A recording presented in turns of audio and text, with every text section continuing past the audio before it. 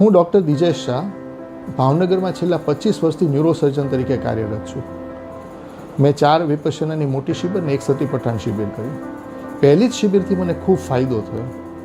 એટલે પહેલાં મને થયું કે આ કંઈ હું મૂર્ખ નથી બનતો ને, એટલે મેં ફરીથી મારી ન્યુરોલોજી વાંચી.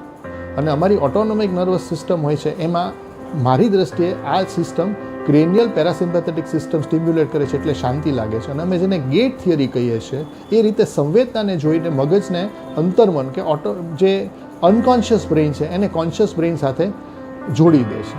હવે આને લીધે મારો વિશ્વાસ મજબૂત બન્યો. મને પોતાને તો ખૂબ ફાયદો થયો જ હતો, એટલે મેં આ સાધના ચાલુ રાખી. ચાલુ રાખ્યા પછી મારી પોતાને 4 બીપીની દવા ચાલુ હતી, એ 4 ઘટી ગઈ. સાવ અત્યારે મારે એક પણ બીપીની દવા ચાલુ નથી. આ જ રીતે જેમ સાધના કરતો ગયો મારા સ્ટાફનો તે મારો ગુસ્સો, મારું ઇરિટેશન, લોકો ઉપર કકળાટ કરવાનું એ બધું જ ઓછું થઈ ગયું. મારા સ્ટાફના માણસો કહેવા માંડ્યા તમે ઘણા બદલાઈ ગયા છો. મારા એક અંગત મિત્ર અને સંબંધીને નાની ઉંમરે બ્રેઇન હેમરેજ થયું. મારી હોસ્પિટલમાં દાખલ થયો. અમે બધા ચિંતામાં હતા. અમે એને 5 જેટલી દવાઓ ભારે ડોઝમાં કાર્ડિયોલોજિસ્ટને બોલાવીને ચાલુ કરી, તો પણ એનું અમે બીપી 200-160થી નીચે કંટ્રોલ રાખી શકતા નહોતા. એ ખૂબ સ્ટ્રેસમાં રહેતો હતો. મારો અંગત મિત્ર છે, સગા છે, એટલે મને ખબર હતી. એટલે એને હું વિપશ્યનામાં સ્ટ્રેસ ઘટાડવા લઈ ગયો.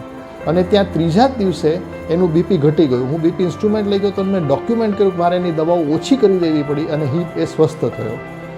અલબત્ત વિપશ્યના સાધના મારી દૃષ્ટિએ ફક્ત બીપી માટે નથી, એ તો ઘણા બધા સ્વાસ્થ્યના અને માનસિક બેનિફિટ આપે છે. કદાચ પરભવના બેનિફિટ વિશે હું વાત કરવા માટે સક્ષમ કે યોગ્ય માણસ નથી, પરંતુ આ ભાવમાં તો ચોક્કસ ખૂબ જ ફાયદો થયો છે. પરભવના જે ફાયદા એ લોકો ગણાવે છે કે કર્મવાદ કે એ બધો મારો વિષય નથી, અથવા મને એ માટે હું એક્સપર્ટ પણ નથી. પણ મેડિકલ સાયન્સની દ્રષ્ટિએ કહું તો આ જિંદગીમાં પણ સ્વસ્થ જીવવા માટે વિપશ્યના ખૂબ જ મદદ કરે છે. અને મારી અંગત સલાહ છે કે દરેક માણસે વિપશ્યના કરવી જોઈએ.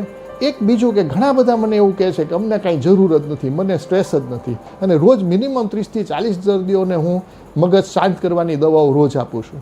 અને જો ઘરે કોઈને ટ્રાય કરવી હોય તો ફક્ત 10 મિનિટ આંખ બંધ કરીને હલ્યા વગર બેસી રહો. જો તમારો હાથ પગ હલી જાય અથવા આંખ ખોલવી પડે તો એનો અર્થ કે તમે અશાંત છો જ મનથી. આ કોઈ પણ માણસ ઘરે પોતાની રીતે આરામથી બેસીને ટેસ્ટ કરે. જો એ 10 મિનિટ પણ શાંતિથી એકલો ઘરમાં આરામથી બેસી ન શકતો હોય તો મારી અંગત સલાહ છે કે એને વિપશ્યના કરવી જોઈએ. અસ્તુ. હા સર,